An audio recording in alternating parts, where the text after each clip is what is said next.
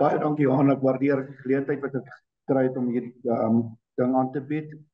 So ja, nee, wat ons hier gepraat en Dries nou al genoem het, dit is interessant hoe al hierdie goede by mekaar insluit. Julle nou gepraat van die kar, hoe die ding instry, en ek wil net hê die silobestuurders moet besef, hulle is die drywer van hierdie besigheid.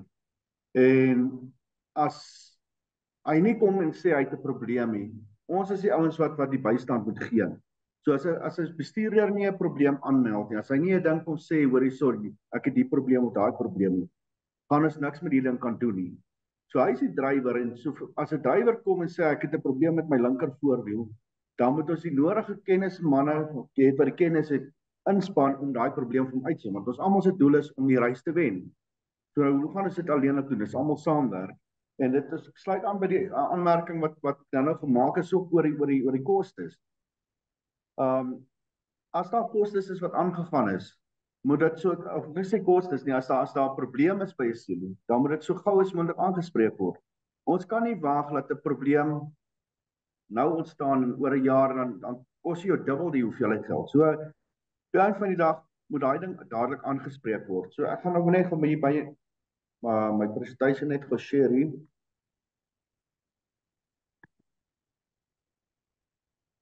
Okay.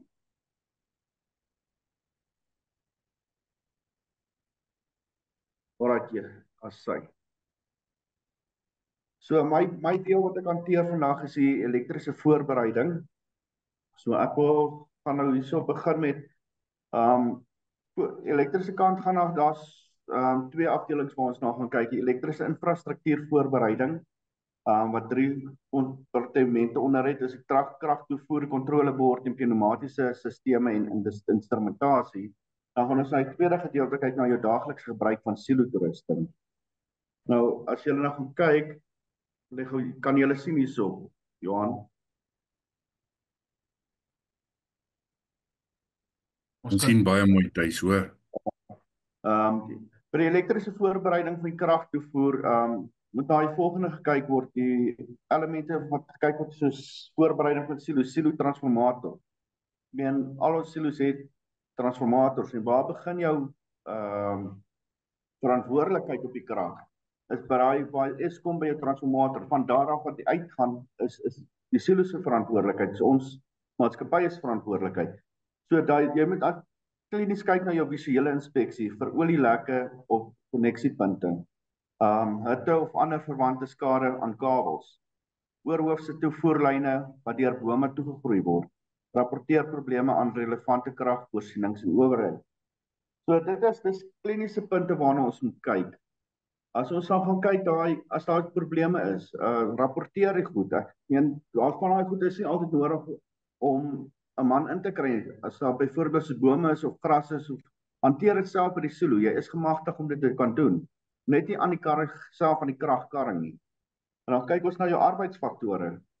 Die doel van die eenheid is om stroomlading as gevolg van die reaktiewe krag of kabels te verminder.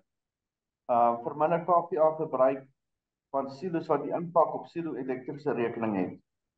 Ons almal weet, dit is so 'n paar jaar terug wat hulle met die ding begin het, wat se impak het die ding op jou kragrekening. So, as jy nou fisies jou silo gaan opstart, moenie al jou motors en al jou fans op een slag start nie. Jy kry miskien 'n gewone rekening, maar as jy gaan vat en daai hoeveelheid wat krag wat jy aansit, dan op jou ampmeter vat hy die maksimum lading wat hy daar optrek. Kom ons sê dan gaan hy na 4 amps toe. Wat jy betaal vir daai 4 amps, al is jou kragverbruik sê 2.5 gemiddeld. Jy betaal vir daai maksimum waar hy opstoot, is vir 4. So maak seker elke motor wat jy start, elke sikloon wat jy start, word in kompartemente opgestart. Begin eers by een motor, die volgende motor, dat elkeen eers op sy spoed is, en dan start die volgende een. Die eenheid kan getoets word om werking te bevestig. Toets met bakkieshuiser sonnevraag. So as jy 'n ding wil toets, vat jy bakkieshuiser, laat hy sonnevraag hardloop, dan toets jy jou eenheid. Kyk gereeld, en as jy 'n probleem het, laat die elektriesien elke maand ten minste om diens, om die kondisie van die kapasitore na te gaan. Dis klinies belangrik om hier na hierdie goed te gaan kyk. As ons hierdie goed nalat, op die ou en van die dag het dit 'n enorme impak op jou, op die besigheid, veiligheid, al daai dinge. So die alternatiewe kragbronne is die kragopwekkers. Ons almal weet hoe die laaste tyd is kardinaal belangrik want met die wat ons gehad het met die load sheddings en al. Gaan jou kragopwekkers na. Kyk laat jou weeklikse toetse gedoen word. Kyk vir jou battery, jou water, jou olie. Ek meen as jy nie fisies by daai silo uitkom nie of by jou punt uitkom nie, gaan dit agterweer gelaat word en daar gaan probleme al meer ontstaan. So dit is klinies belangrik dat elke man verantwoordelikheid vat om by daai punte van julle silo's uit te kom. As daar lang periodes is waar die kragopwekker nie gewerk het nie, staar die generator, laat hy ten minste vir 'n uur hardloop ondervraag. Dan sit jy hom weer af. Verseker dat daar ten minste 1 keer 'n jaar of elke 250 ure gediens word. Jy kan nie verwag 'n ding moet aan mekaar hardloop as jy nie na kyk nie. So ons gaan kyk hier by die volgende elemente wat ons moet kyk word die voorbereiding van silo's, kontrolebord skakeltuig. Elektricians moet die silo kontrolebord nagaan om te verseker die termiese lading, beskerming op toevoer na motors is in werkende toestand. As mens hierdie goed nie deurgaan nie, het ons enorme impak op finansiële skades. Op die einde van die dag is mense se lewens wat ook in 'n gedrang is. Mense kan seer kry met die elektrisiteit. Sluit in stroombrekers, smeltdrade, termiese beskerming. Asseblief, ons moet daar veral die silo bestuurders het, verstaan nie wat se belangrike rol het hy by die silo om te vul nie. Kyk vir jou infrarooi skanderings deur die elektriesien op kabelkoneksies, punte, verwarmkolle en los koneksies. Daar kan so maklik, en dit het al by partye verskeie plekke ook al gebeur waar daar 'n brand ontstaan, deur 'n los koneksie. Dit is enorme moeilikheid wat ons het daar. Toerusting, vergrendeling. Doel van die vergrendeling is om te verhoed dat graan vervoer word binne die silo op roetes wat of klaar gebruik word of ander prosesse of waar toerusting nie bedryf is nie. Die werking kan getoets word deur toerusting aan te probeer sit wat vergrendeling moet stop. Hierdie is weer 'n meganisme wat ingebring is om werk vir ons te vergemaklik. Maar dit help nie ons sit met die toerusting, ons kyk nie daarna nie en ons gebruik dit ook nie.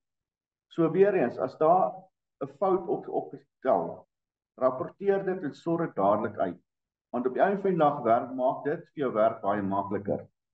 Die veiligheidstoerusting, silo's is toegerus met verskeie veiligheidstoerusting, wat elektriese vergrending is met die kontrolebord. Sluit in trekskakelaars op belde, noodstoppe in die silo veldglip deteksie. Dit is rarig krities om te gaan kyk. Sou iets gebeur, daar 'n fout kom op 'n silo. Wanneer laas het julle gaan kyk, laat die noodstop werk? Ek was nou die dag onder by 'n silofees en trek jy die bel, daai noodstop en hy werk nie. So, daai goed moet klinies nagegaan word. Elke punt van maak seker daai tipe van goed word nagesien, word aangeteken. Ons kan nie op hierdie stadium, as jy kom met 'n ongeluk daarso en hierdie tipe van goed gebeur in ons industrie, is daar jare se moeilikheid. Nie net op jou as bestuur nie, maar so tot en met jou hoof van bo by jou maatskappy. Weerlagafleiding en bedrading op die strukture en wyse moet ook nagegaan word en in stand gehou word om mense en toerusting te beskerm. Gaan daai goed klinies deur. Daai goed word van tyd tot tyd in die wind en die weer, hulle gaan los, hulle breek. So ons moet kyk na daai tipe van punte. Die elektriese voorbereiding op die pneumatiese sisteme en instrumentasie. Die volgende elemente moet na gekyk word, die voorbereiding van die silo. Die pneumatiese sisteme, werking en toestand van kompressors en lugdrukhouers. Hierdie is weer eens ook 'n kritiese ding. Ek meen daai moet gereeld deurgegaan word. Jy moet kyk vir enige lekkasies wat daar is het sy water, volg wat in die stelsel inkom, toets die werking van die solenoid, silinders, elektriese skakeling. Instrumentasie, toets werking van indikasie op die sluise en kleppe, toets die werking van hoë vlak skakelaars op buise en bakke, bevestig ook die werking van ander instrumentasie soos temperatuursensors in buise, kalibrasie van alle weeginstrumentasie by skale by silo's. Dan gaan ons die daaglikse gebruik van silo-toerusting, stap om die silo aan en te skakel, kyk vooraf na jou ligte. Dit is soos Dries ook nou gesê het, gebruik jou sintuie. As jy instap in die pyp, in 'n silo of 'n kompleks, kyk, ruik, kyk na al hierdie dinge. Jou einskakelaars, kleppe, sluise, vol en leë aanwysers. 'n Sluitstelsel geaktiveer, jou fuses. Ek gaan nou die Engelse terme gebruik, almal is meer bekend met die Engelse terme op dit. Kragfaktor hersteleenheid, beheerkamerwaaiers, elektriese stroombaansluit, weerliggeleiers, veiligheidssirene, genoeg spasie vir spesifieke graaninname en korrektiewe siwe vir spesifieke graan. Hierdie tipe van goed moet ons vooraf na kyk. Die slag as ons begin met die oes, moet daar nie nou nog gesukkel word om voorbereiding op hierdie goed te doen of wat nie reg is nie. Met die aanskakeling van die toerusting, skakel eers die stofafsuiging aan. Skakel aan toerusting teenoorgestelde volgorde van die vloeiproses. Soos elkeen weet, moet jy die proses hoe jy die silo aanskakel van punt A tot punt B, en dan as jy afsit, dan sit jy van punt B na punt A. Dis versa wyse. Los genoeg saam tyd, ten minste 5 sekondes tussen aanskakel van motors om invloeistrome so min as moontlik te hou. Soos wat ek nou nog gesê het, alles het 'n effek op jou krag, die effek op jou toerusting.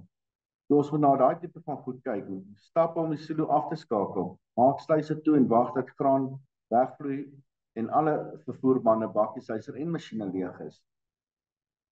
Stop vervoerbande, stop bakkieshuisers, stop die boonste belde en wagkemitel en stop die waaiers.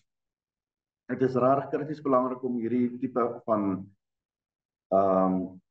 stappe te volg. Want as ons hierdie tipe van goed nie gaan doen nie, kan daar beserings ontstaan. Daar kan gevolge op jou masjinerie ontstaan. En dan, ja, dit is wat ek wil afsluit vandag, maar ek wil weer eens sê hoe krities belangrik dit is van 'n silo-bestuurders af om by hulle punte uit te kom. Kom uit te gaan kyk en rapporteer foute. Ons kan nie sit en wag dat 'n fout van hulle nog gesê het van R100 na R1000 te gaan. Dit raak net enorme bedrag op die einde van die dag. En ons moet so gou as moontlik dit uitsorg. Want 'n probleem vandag word groter môre en oormôre nog groter en groter. So kom ons kyk, ons vat aan en ons hanteer hierdie ding saam.